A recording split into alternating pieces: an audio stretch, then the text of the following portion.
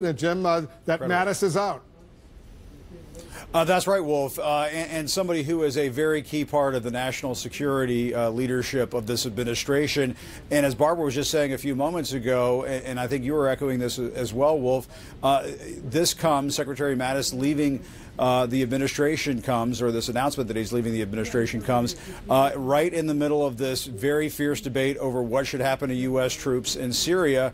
Lindsey Graham was just saying earlier today, and we just played it in our piece a little while ago, that according to Lindsey Graham, members of the president's own national security team were advocating against this withdrawal of U.S. troops from Syria. And so if you believe what Lindsey Graham is saying, and it does sound like he's got his finger on the pulse of this administration and talks to people inside the national security apparatus of this administration on a regular basis. General Mattis, the defense secretary, was against this decision to pull these troops out of Syria.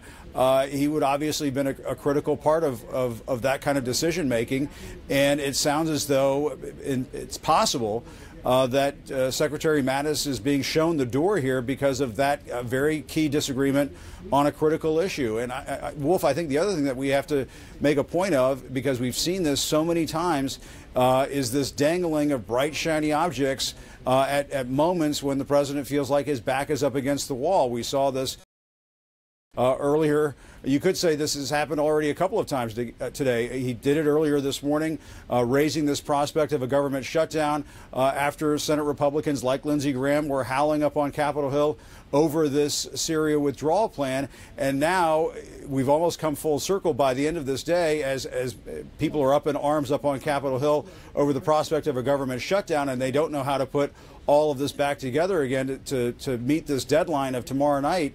Now the president, puts out this tweet saying that his defense secretary is stepping down in February. And Wolf, all of this goes back to this criticism that we hear from both sides of the aisle, which is when the president makes some of these very important decisions, like withdrawing troops from Syria, like the retirement or it looks like forced resignation of his defense secretary, he does it on Twitter when everybody is caught off guard.